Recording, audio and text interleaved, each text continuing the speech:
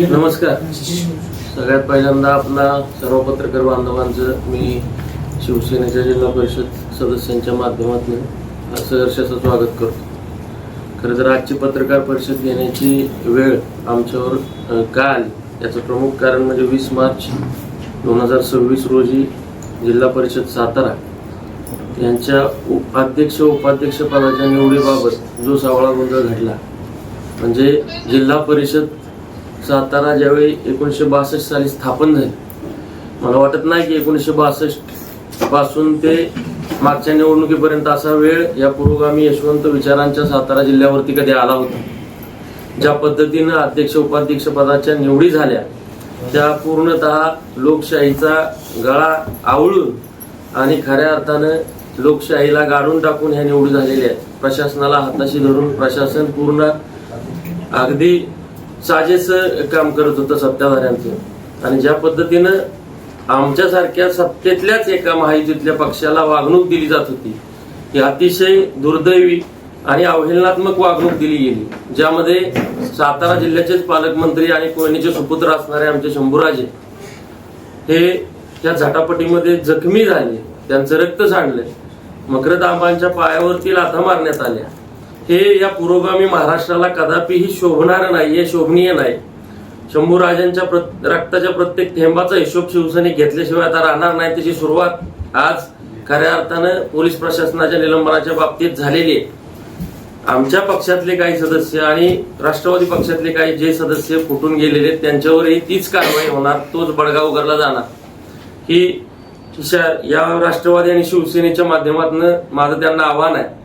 आज सातारा जिल्हा परिषदेमध्ये यशवंत विचारांचा जिल्हा म्हणून ज्या मातीनं विचार संस्कारांना हा सातारा जिल्हाच नव्हे तर संपूर्ण महाराष्ट्र आणि देशाला एक राजकारणाचा सुसंस्कृत वारसा दिला, त्याच सातारा जिल्ह्यामध्ये अशा पद्धतीचं जर अवहेलनात्मक आणि लोकशाहीला गाडून टाकण्याचं काम होत असेल तर आता इथून पुढे खऱ्या अर्थानं लोकशाही जिवंत राहील का, हा सर्वसामान्य मतदारांना पडलेला प्रश्न आहे. ज्या पद्धतीनं निवडी झाल्या, निवडीमध्ये सगळा सावळा गोंधळ झालेला तुम्हाला आता आमचे सगळे सदस्य सांगतीलच. परंतु मला एका गोष्टीचा अतिशय नम्रपूर्वक या ठिकाणी निषेध व्यक्त करायचा आहे. नम्रपूर्वक ह्या गोष्टीसाठी सांगतो की आमच्यावर संस्कार हे या राजघराण्याचे विचारांचे आणि ते विचारांना अनुसरूनच आमचं मार्गक्रमण संपूर्ण या प्रक्रियेमध्ये झालंय.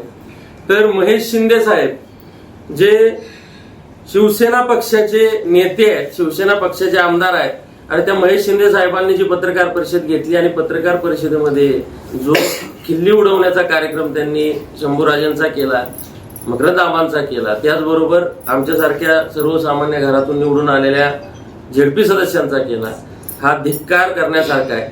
महेश शिंदे साहेबांनी खरं तर पक्षात राहून पक्षाशी गद्दारी करणं हे कितपत योग्य आहे हा माझा त्यांना खुला प्रश्न आहे. या पत्रकार परिषदेच्या माध्यमातून त्यांचं एक खटकलेलं वाक्य मला सांगावंसं या ठिकाणी अधोरेखित करायचं आहे की महेश शिंदे साहेब त्यांच्या पत्रकार परिषदेमध्ये बोलत असताना बोलले की शंभूराजे जखमी झाले त्यांच्याच कार्यकर्त्याच्या पेनच्या माध्यमातून. जर पेननं लोक जखमी होत असतील तर पेनला राष्ट्रीय शस्त्र म्हणून खऱ्या अर्थानं आतापर्यंत आर्म ऍक्ट मध्ये घेतलं असतं. पेननं लोक जखमी होत नाहीत. आणि दुसरी गोष्ट जी त्यांनी एक अतिशय हास्यास्पद त्या ठिकाणी केली आणि दडपणाखाली एक केली ती गोष्ट म्हणजे काय की ज्या पद्धतीने शिवेंद्र महाराज त्या ठिकाणी वावरत होते, शिवेंद्र महाराज फक्त त्यांच्या हातात तलवारच नव्हती.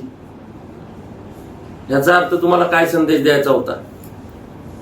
तुम्ही महाराष्ट्राला उत्तर देत होता घडलेल्या प्रकाराबाबत आणि त्या प्रकारात तुम्ही दुसऱ्या दिवशी उत्तर देत असताना सांगताय की छत्रपती शिवेंद्र महाराज त्यांच्या हातामध्ये फक्त तलवारच नव्हती. म्हणजे याचा अर्थ आम्ही समजून घ्यायचा का की तुम्हाला आमची मुंडकीच छाटायची होती?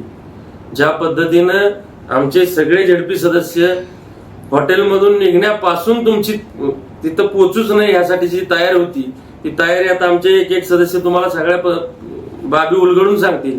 परंतु आमची प्रमुख मागणी आजच्या या पत्रकार परिषदेतून अशी आहे की जो आमच्यावरती अन्याय झालाय, या नैसर्गिक युतीवरती अन्याय झालाय, जे बहुमताची युती होती त्या युतीवरती झालेल्या अन्यायाच्या बाबतीत आमचा जाहीर निषेध आहे. आणि अध्यक्ष उपाध्यक्ष यांची पुनर्निवड करण्यात यावी हा आजच्या पत्रकार परिषदेचा प्रमुख अजेंडा आहे.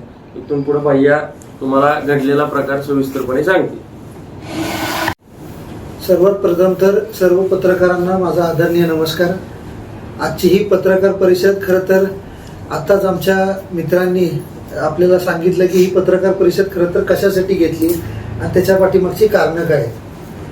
आपल्या सगळ्यांना मी सांगू इच्छितो की आम्ही फलटण तालुक्यातनं 5 जण आणि त्याच पद्धतीने इतर तालुक्यातनं टोटल 15 जण शिवसेना या पक्षातून आम्ही निवडून आलतो. पक्षाचा प्रतोद म्हणून मला त्या ठिकाणी अधिकार दिले गेले आणि व्हीप बजावण्याचे अधिकार माझ्याकडे होते. त्याच प्रकारे आम्ही पूर्ण महिनाभर सर्व एकत्रच होतो आणि 20 तारखेलाही एकत्रच त्या ठिकाणी गेलो. फक्त थोड्या वेळ आधी मी आणि उदयसिंह उंडाळकर पाटील ते राष्ट्रवादीकडनं आणि मी शिवसेनेकडनं आणि आमच्याबरोबर अध्यक्ष उपाध्यक्ष निवडीसाठी अजून 2 आमच्यावर कॅन्डिडेट दिले गेले आणि आम्ही 4 जण आधी जिल्हा परिषदमध्ये गेलो. म्हणजे भाजपकडनं आणि त्यांच्याकडनं 4 जण आली होती आणि आम्ही 4 जण गेलो होतो. तर आम्ही आधीच तिकडं पोचलो होतो. तिकडं सगळी प्रक्रिया सुरू झाली, फॉर्म भरले, सगळं झालं. हे झाल्यानंतर भाजपचे जे काय इतर लोक निवडून आलेले होते ते आले वरती आले, म्हणजे 4थ्या मजल्यावर आले. बाकी सगळे आमचे जे काय होते ते सगळे हॉटेलमध्ये होते, ते नंतर आले, थोड्या वेळ नंतर आले.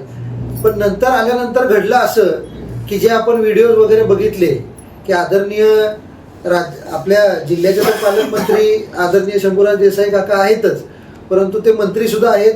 त्याच पद्धतीने आदरणीय मकरंदाबा असतील, आदरणीय संजीवराजे म्हणजे बाबा असतील, हे सगळे त्याचबरोबर आले. आदरणीय शशिकांत शिंदे साहेब त्याचबरोबर होते. त्यांच्याबरोबर खालती जे काय मंत्र्यांच्यात जे काय ओढाताण झाली, आदरणीय शिवेंद्र बाबा असतील, त्याचबरोबर अतुल बाबा त्या ठिकाणी होते, कराडचे आमदार आपले मनोज घोरपडे दादा असतील, ते आमदार आहेत. त्याचबरोबर खासदार नितीन काका असतील, हे सगळे खालती तिथं होते. नितीन काकांना काय भाषेत बोलणं झालं, कुणी शिव्या दिल्या, कसं काय धक्काबुक्की झाली, मकरंदाबांना कशी, मकरंदाबांची पॅन्ट फाटली त्या ठिकाणी. हे कुणी नोटीस केलं का नाही मला माहिती नाही, पण आम्ही त्या ठिकाणी हे सगळं झाल्यानंतर ऑफिसमध्ये बसलेलो तर त्यांची पॅन्ट फाटली होती. मीच त्यांना विचारलं, बाबा हे आबा कसं काय झालं. म्हणजे यार त्या गर्दीत हे धक्काबुक्की 100 पोलीस जर साध्या वेशात असतील, साध्या कपड्यात, पोलीसचा युनिफॉर्म नव्हता, 4थ्या मजल्यावर काय गरज आहे. आम्ही काय गुन्हेगार आहे का. असं कुठं असतं. कुणाला तिथे एंट्री नाही, तिथं बाकीचे सगळे लोक येतात ते, म्हणजे इतर पक्षांचे. त्या ठिकाणी आल्यानंतर आमचे जेव्हा एक कॅन्डिडेट आमचे जेव्हा वरती आले,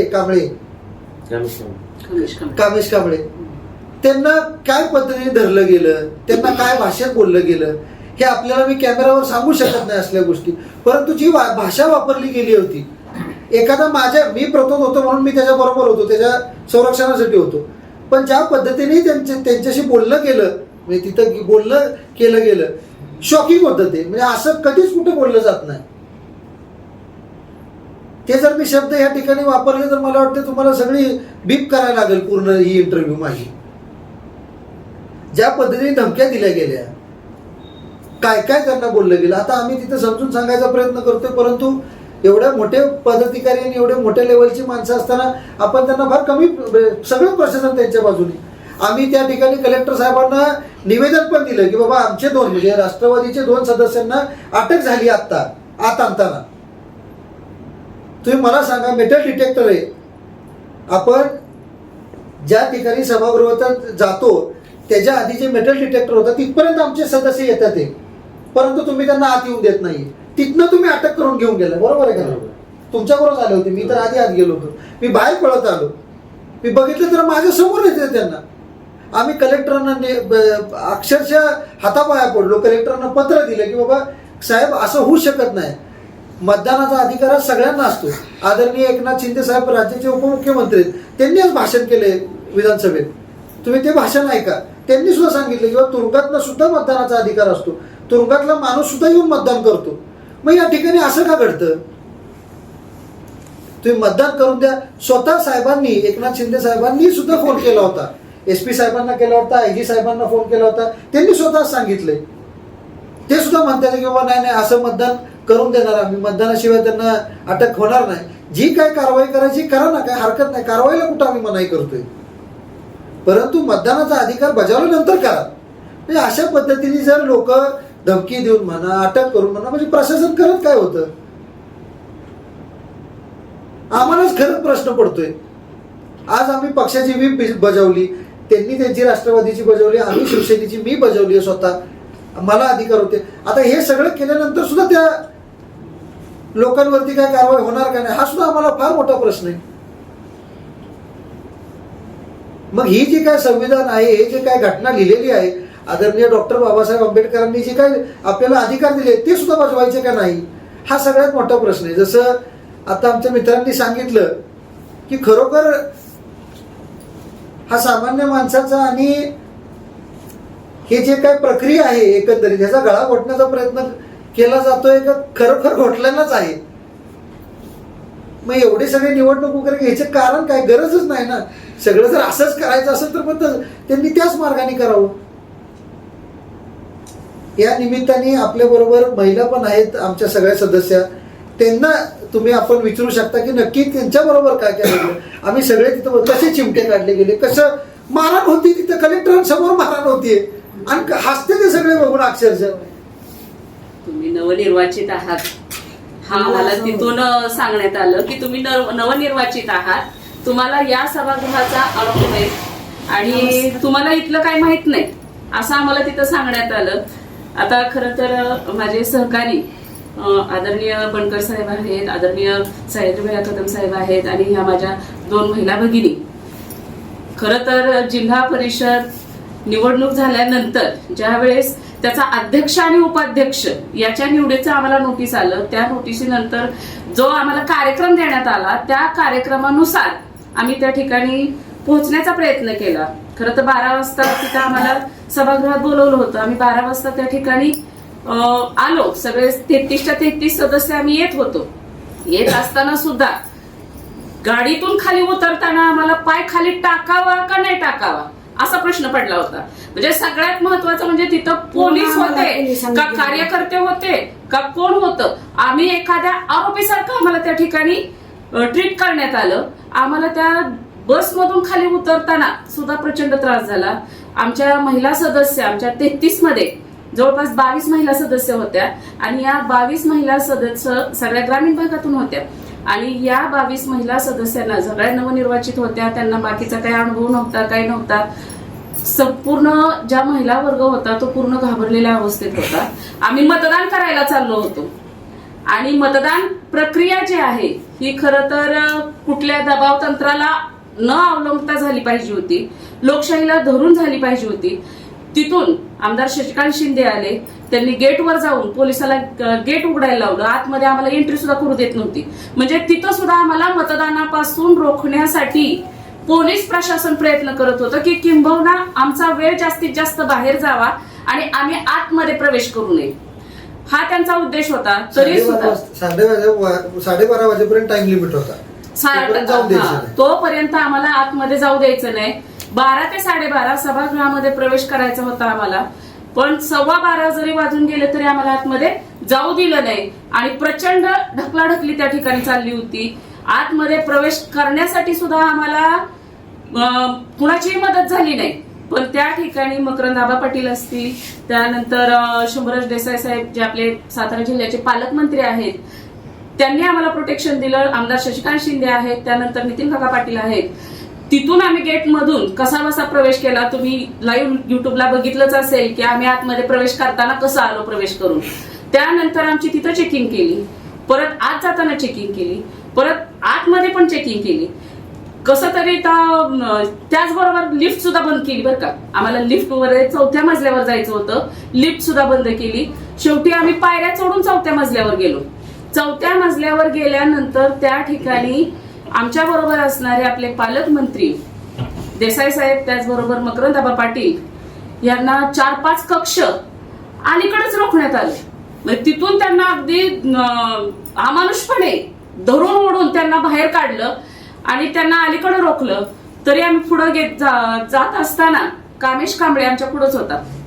कामेश कांबळेला आदरणीय शिवेंद्र बाबा त्यांनी जो मेटल डिटेक्टर होता त्या मेटल डिटेक्टरच्या बाजूला लागून एक कक्ष होता, म्हणजे सभागृहाला लागून एक कक्ष आहे, त्या कक्षामध्ये त्याला खेचलं, म्हणजे आमच्या समोर त्याला ओढत नेलं आणि तिथं त्याला धमकावण्यात आलं. तिथं त्याला बळजबरीनं शिव्या पण दिल्या आणि धमकावलं पण. तरी आम्ही तसंच मेटल डिटेक्टरच्या आतून आतमध्ये गेलो.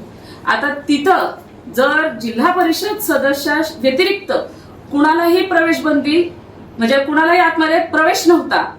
मग हे जे बाकीचे होते, जे पदाधिकारी असतील, आमदार असतील, खासदार असतील किंवा मंत्री असतील, त्यांना आतमध्ये तिथं सभागृहाला लागून असणाऱ्या कक्षामध्ये प्रवेश कसा काय दिला? जर दुसरा अन्य व्यक्ती त्या ठिकाणी येऊ शकत नाही, मग ह्यांना त्या ठिकाणी जिल्हा परिषद सदस्य सोडून जर दुसरा सदस्य त्या ठिकाणी येऊ शकत नाही, मग हे सदस्य त्या ठिकाणी होते. कामेश कांबळेला त्यांनी त्या ठिकाणी धमकावलं, दरडवलं, त्यांना धमक्या दिल्या.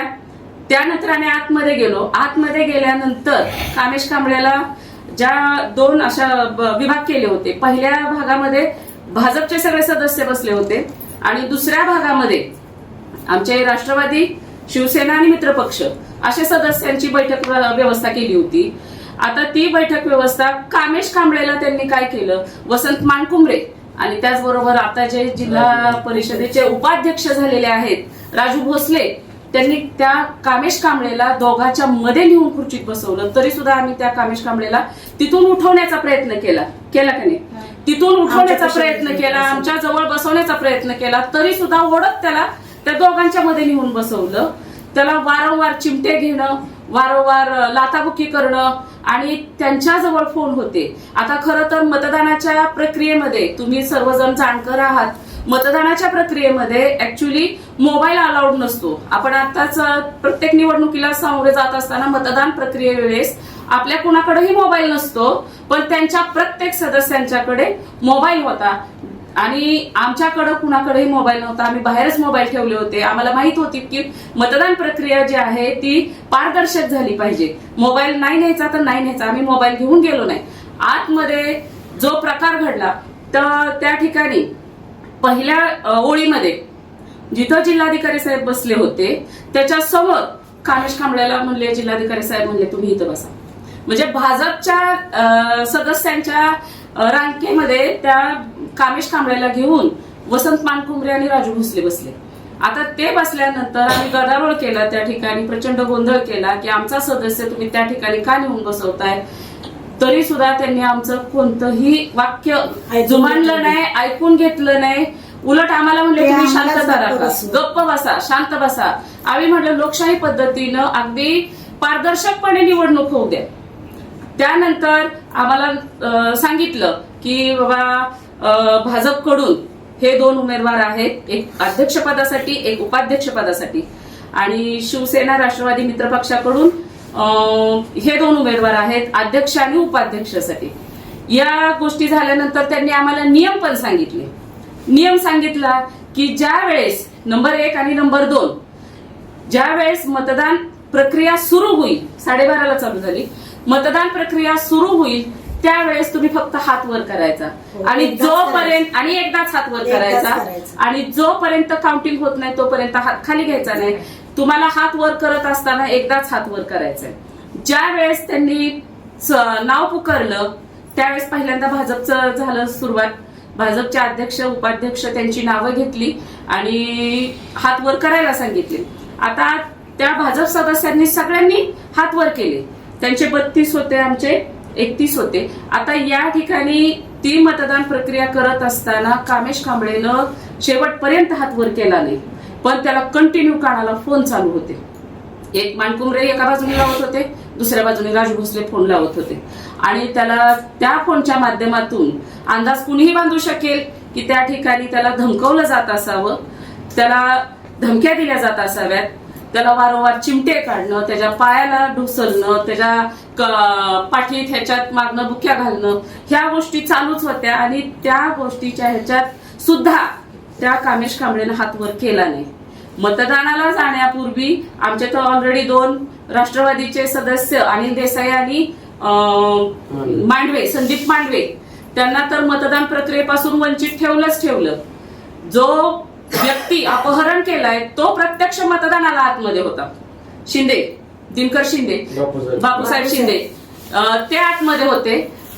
प्रत्यक्ष मतदानाला जो जिल्हा परिषद सदस्य अपहरण केलेला आहे तो सदस्य प्रत्यक्ष मतदानाला आतमध्ये आहे आणि त्या अपहरणाचा खोटा गुन्हा दाखल करून या ठिकाणी संदीप मांडवे आणि अनिल देसाई यांना अटक केलं. अगदी 5 फूट अंतर राहिलेलं असताना सभागृहामध्ये आतमध्ये प्रवेश करायच्या आधी 5 फुटाच्या अंतरावरती पोलिसांनी त्यांना उचलून नेलं. त्यावेळेस सुद्धा त्यांना मतदानापासून, खरं तर ही लोकशाही आहे आणि मतदानाच्या अधिकारापासून कुणालाही वंचित ठेवायचं नाही. डॉक्टर बाबासाहेब आंबेडकरांनी आपल्या संविधानामध्ये, आपल्या घटनेमध्ये तरतूद केलेली आहे. मतदान ही प्रक्रिया निर्भयपणे आणि पारदर्शकपणे झाली पाहिजे. मतदानापासून कोणताही व्यक्ती हा बाजूला राहिला नाही पाहिजे. तरी सुद्धा जाणून बुजून, आता दुपारच्या तुम्ही ह्याच्यामध्ये बघितलं असेल, अधिवेशनामध्ये बघितलं असेल, आपल्या महाराष्ट्र राज्याचे उपमुख्यमंत्री आदरणीय एकनाथजी शिंदे साहेब यांनी सांगितलं की मला ही कुणकुण होती म्हणून मी आधी एसपींना फोन केला, नंतर डीआयजींना फोन केला. त्यांनी त्यांना सांगितलं की बाबा या ठिकाणी आम्ही कोणतीही कारवाई करणार नाही, मतदान झाल्यानंतर करू. एवढं सगळं असून त्यांनी मतदानाला जाण्यापूर्वी एक 5 फुटाच्या अंतरावरून आमचे 2 उमेदवार नेले. त्याचबरोबर कामेश कांबळेचा हात त्यांनी शेवटला ज्या वेळेस काउंटिंग झालं, संपलं सगळं आणि त्यानंतर पुन्हा जिल्हाधिकाऱ्यांच्या समोर बसवलेला होता, त्याला जिल्हाधिकाऱ्यांच्या समोर बसवलेला कामेश कांबळे आणि त्याच्या जोडीला असणारे 2 वसंत मानकुमरे आणि राजू भोसले, त्या दोघांनी टॉर्चर करून करून राजू भोसलेंनी त्यांचा हात वर केला. इकडून असा हात धरून असा हात वर केला असा. म्हणजे त्या गोष्टी आम्ही पाहत होतो. आम्ही लोकशाहीचा या ठिकाणी गळा दाबला जातोय, लोकशाहीला काळीमा फासली जाते, लोकशाही घोटली जाते, घोषणा देत होतो, पण तरी सुद्धा आम्हाला कुणीही जुमानलं नाही. त्या ठिकाणी आम्हाला एवढंच म्हणले की तुम्ही नवनिर्वाचित आहात, तुम्हाला या सभागृहाचा अनुभव नाही. तरी सुद्धा आम्ही त्यातूनही म्हटलं की जर तुम्ही अनुभवी आहात, तुम्हाला या सभागृहाचा अनुभव आहे, तर मग सभागृहाचा अनुभव तुम्ही असा करताय का? एखाद्याला मारून धमटून, दमदाटी देऊन, धमकावून तुम्ही त्याचा हात वर करताय. ही कुठली लोकशाही आली? इतर लोकशाहीचा पूर्णपणे गळा दाबलेला आहे. त्यानंतर परत पुन्हा एकदा नाव लिहून सह्या घ्यायच्या होत्या. त्यावेळेस सुद्धा सगळ्यांच्या सह्या झाल्या, पण कामेश कांबळेनं सही केली नव्हती. कामेश कांबळेला शेवट सही करायला तो कागद घेऊन माणूस त्याच्या समोर उभा राहिला.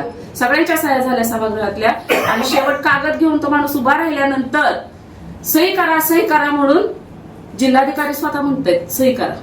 शेवट मग कामेश कांबळेनं सगळी प्रक्रिया पूर्ण पडल्यानंतर सही केली. म्हणजे अशा पद्धतीनं जर तुम्हाला अध्यक्ष आणि उपाध्यक्ष बनवायचंच होतं तर मग ही निवड प्रक्रिया घ्यायचीच कशाला?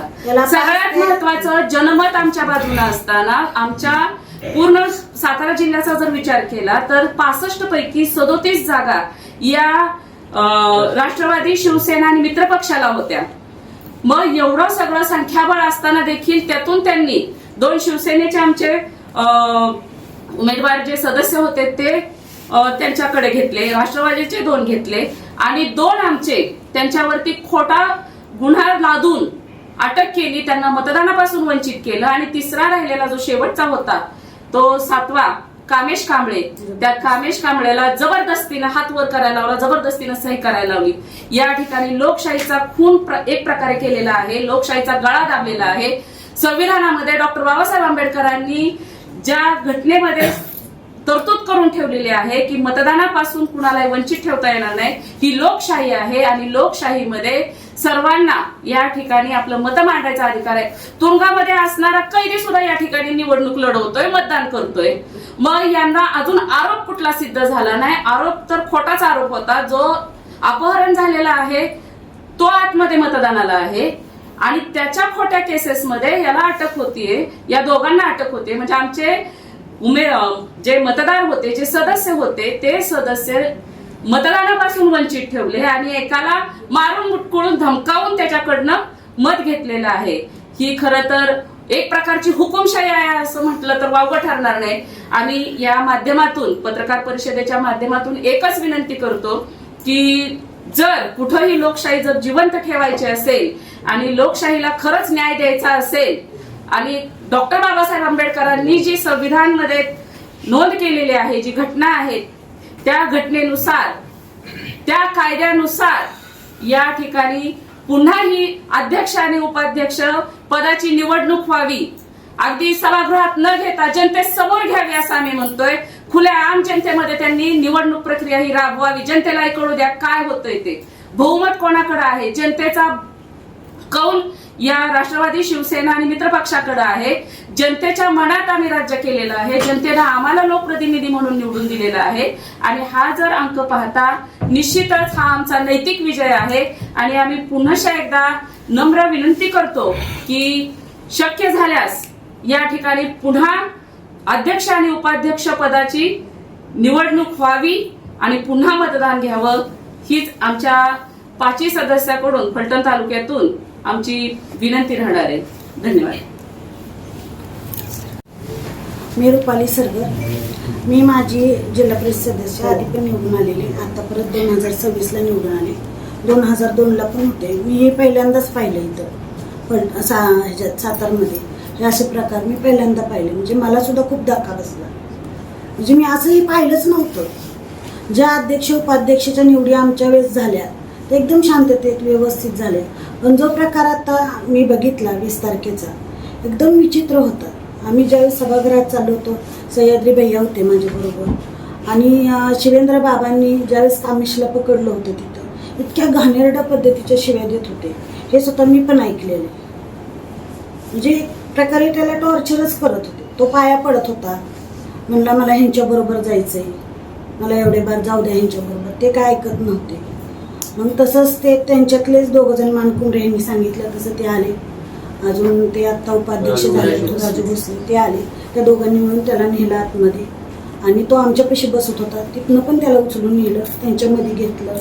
त्याला म्हणजे मेंटली पूर्ण टॉर्चर करत होते. चिमटे काढत होते, लाथा मारल्या त्याला. त्याच्या बळाने त्यांनी हात स्वतःवर केला आणि आम्ही हे कलेक्टर साहेबांना सुद्धा सांगत होतो, पण त्यांनी सुद्धा कुठलीच दाद घेतली नाही. ते उलट आम्हाला मोबाईल बंद करा. आम्ही त्यांचे मोबाईल म्हणलं ह्यांच्या आमच्या जवळ मोबाईल नाही, मग तुम्ही ह्यांचे का ठेवले. निवड प्रक्रिया झाल्यानंतर नंतर त्यांचे मोबाईल काढून घेतले. एक गोष्ट अशी होती की ज्यावेळी कामेश कांबळे हा फर्स्ट रो मध्ये बसला होता, कामेश कांबळेला ज्यावेळी हात वर करायला सगळ्यांना सांगितलं त्यावेळी कामेशने हात वर केला नव्हता. दुसरी गोष्ट, सगळ्यांच्या सह्या पण झाल्या. जर जिल्हाधिकाऱ्यांनी आम्हाला पहिल्यांदा नियम दिला होता, काढून दिला होता की एकदा हात वर झाल्यानंतर पुन्हा काउंट केला जाणार नाही, एकदा सह्या झाल्यानंतर पुन्हा सही घेतली जाणार नाही. तर फर्स्ट रो मध्ये बसलेला कामेश कांबळे हात वर करत नाही पहिल्या वेळी, फर्स्ट रो मध्ये बसलेला कामेश कांबळे फर्स्ट टाइमला सही करत नाही. तर मग ज्यावेळी सगळ्यांच्या सह्या होतात आणि त्यावेळी जिल्हाधिकारी कोणत्या अधिकाराखाली तिथं घोषणा करतात, अजून कुणाला मतदान करायचंय का, अजून कुणाला मतदान करायचंय का, अजून कुणाला 3 वेळा अनाऊन्स केलं. अशा घोषणा जिल्हाधिकाऱ्यांना देण्याचा नैतिक अधिकार आहे का? आणि ज्यावेळी आम्ही ह्याच्यावरती प्रश्न उपस्थित करत होतो, आम्ही हा लोकशाहीचा गळा दाबण्याचा प्रयत्न चाललाय म्हणत होतो. डॉक्टर बाबासाहेब आंबेडकरांची त्या ठिकाणी प्रतिमा होती, किंवा त्या प्रतिमेकडे बघून तरी तुम्ही ह्या लोकशाहीला पोषक पूरक निर्णय घ्या, संविधानाला गाळू नका. एकीकडे संविधान वाचवायचं तुम्ही गप्पा मारताय, संविधान मंदिरं बांधायचं धोरण ठरवताय, आणि दुसऱ्या बाजूला जिल्ह्याचा प्रमुख जर सातत्यानं विचारत असेल, ह्याचा अर्थ काय, तर त्यांना सांगितलं होतं की कामेश कांबळेचं मत जोपर्यंत होत नाही तोपर्यंत ही निवडणूक प्रक्रिया पूर्ण करायची नाही. आणि ज्यावेळी मानकुंबळे साहेबांनी शेवट फोन कामेश कांबळेच्या कानाला लावून दिला त्यावेळी कामेश कांबळेच्या डोळ्यातून अश्रू आले. काल महेश शिंदे साहेबांनी ज्या पद्धतीनं आक्रमकपणे सांगितलंय की ज्यांना कोणाला असं वाटतंय की निवडणूक प्रक्रिया ही चुकीची झाली त्यांनी सीसीटीव्ही बघावे. माझं जाहीर आव्हान आहे या पत्रकार परिषदेच्या माध्यमातून की महेश शिंदे साहेबांनी आतले फुटेज सर्वांसमोर जाहीर केलेच पाहिजेत.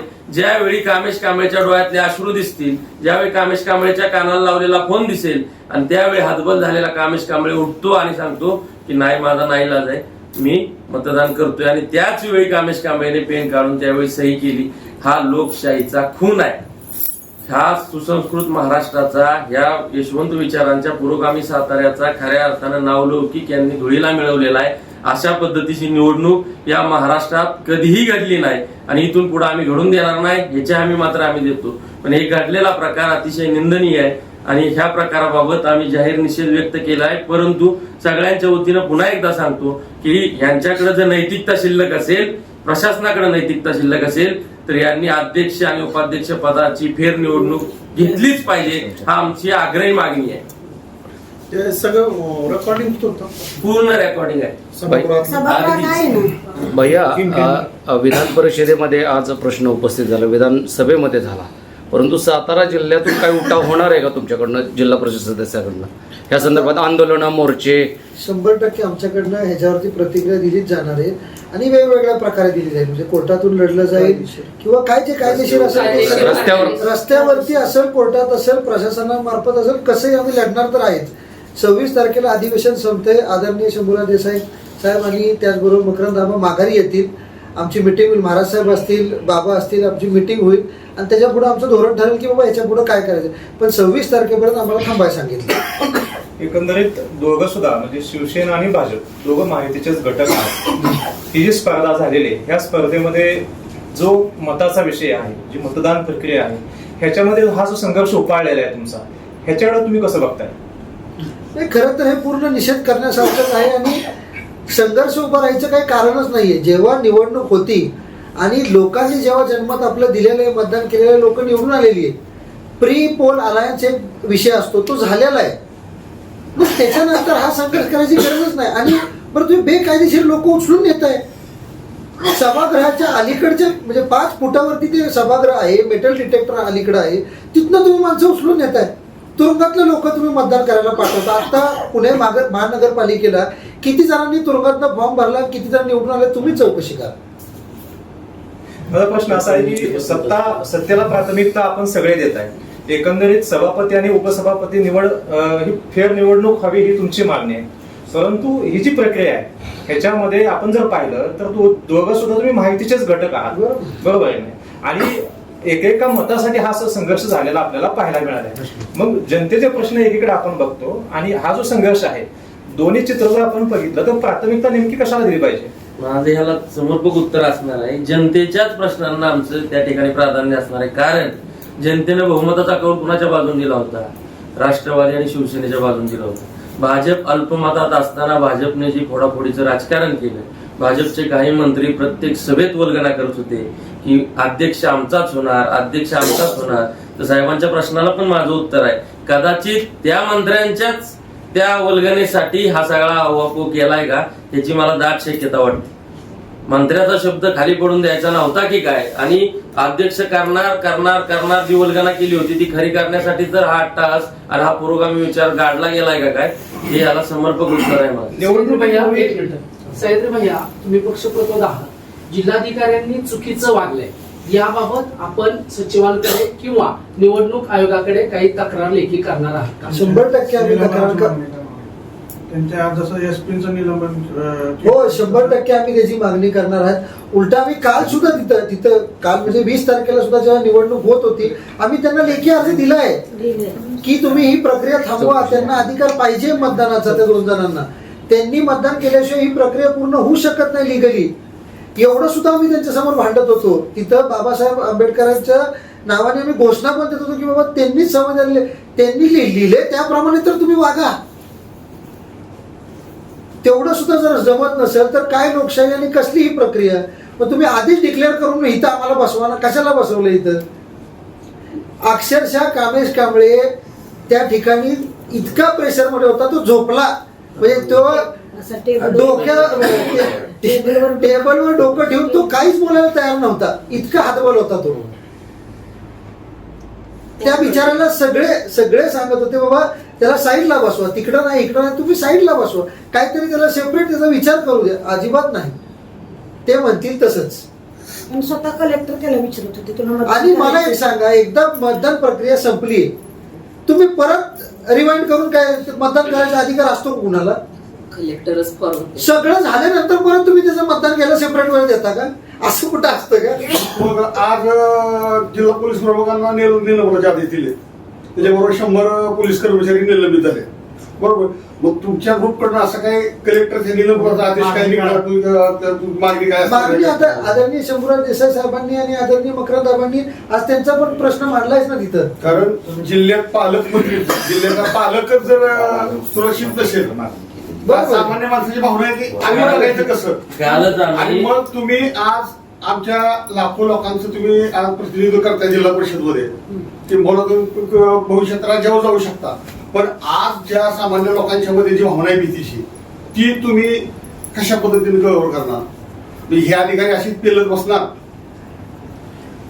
नाही, ह्यांच्या बाबतीत आम्ही तक्रारी ऑलरेडी दिलेल्या आहेत. कालच एकनाथ शिंदे साहेबांची गाठ घेऊन आम्ही या सगळ्या गोष्टी सांगितलेल्या आहेत. सगळं त्यांना शिंदे साहेबांनी लेखी दिलेलं आहे. कालच ऍक्शन घेण्याच्या संदर्भात आम्हाला तशी आम्ही दिलेली आणि पहिली तुम्ही आज बघितली कारवाई कशा पद्धतीने झाली. जिल्हाधिकारी तुम्ही- सुद्धा ह्या कारवाईच्या बाडग्यातून वाचणार आणि नाही. आज जरी तुम्ही आदरणीय एकनाथ शिंदे साहेबांचं भाषण ऐकलं असेल विधानसभेतलं, तर त्यांनी सुद्धा हेच सांगितलंय की मी सगळ्यांची चौकशी लावायची मागणी करतोय. मग सगळेच अधिकारी या निवडणुकी प्रक्रियेत जेवढी लोक होती, आता सिस्टीम जो प्रकार पुढे वाहून चालत आलाय की राजकारण आणि प्रशासकीय अधिकारी आणि जनता, या राजकारण आणि जनतेची बघितली काय प्रशासकीय यंत्रणा तिला सिस्टीम म्हटलं जातं. आज सिस्टीम पूर्णपणे भाजपच्या बाजून झुकली असं तुम्हाला वाटतंय का? आणि त्याच्यावर तुम्ही काय करणार? आता सिस्टीम म्हणजे त्याला जोडून एक प्रश्न आहे, या प्रक्रियेच्या विरोधात तुम्ही याचिका दाखल करणार आहे? हा, 100% आम्ही याचिका दाखल करणार. 26 तारखेला जेव्हा आमचे नेते येतील हा. त्यावेळेस आमची पुढची जी काय धोरण असेल, जे काय रणनीती असेल ती आखलं जाऊन त्या पद्धतीने आम्ही करणार. पण ही लढाई इथं थांबणार नाहीये. आदरणीय शंभूराज देसाई साहेबांनी सुद्धा एक वाक्य वापरलंय त्यांच्या प्रेस कॉन्फरन्समध्ये त्या दिवशी 20 तारखेला. सुरुवात तिकडनं झालेली आहे, अंत आम्ही करणार आहे. आणि हा शिवसेने किती खंबीर आहे आपल्या सगळ्यांना माहिती आहे. आदरणीय एकनाथ शिंदे साहेब असतील, त्याचबरोबर आदरणीय मकरंद असतील, शंभूराज देसाई साहेब असतील, आदरणीय महाराज साहेब असतील, हे सगळे आपण बरोबर आहात आणि 100% आम्ही याच्यावरती चांगल्या पद्धतीने ऍक्शन घेणार आहे. माझा दुसरा प्रश्न आहे की शिवसेनेचे 2 सदस्य फुटले होते मातंग, तर त्यांच्यावरती तुम्ही कुटोदिया नसल्याने तुम्ही हो, काय कारवाई करणार? 100% करणार आहे. त्यांचं केलेली already. पूर्ण प्रक्रिया सुरू झालेली आहे. सगळी प्रक्रिया आम्ही केलेली आहे, त्याची तुम्ही काळजी करू नका. निवडणूक प्रचारादरम्यान शिवसेनेच्या उमेदवारांच्या प्रचाराच्या वेळी प्रत्येक सभेमध्ये बाबांनी सांगितलं की आपण शिवसैनिक आहोत. शिवसेना काय आहे ते महाराष्ट्राला माहिती आहे, मला देशाला माहिती आहे. मग तो शिवसेनेपणा जपून बाळासाहेबांच्या विचाराचा तुम्ही वारसा जपणार का त्यांच्या विचाराशी प्रतारणा करणार?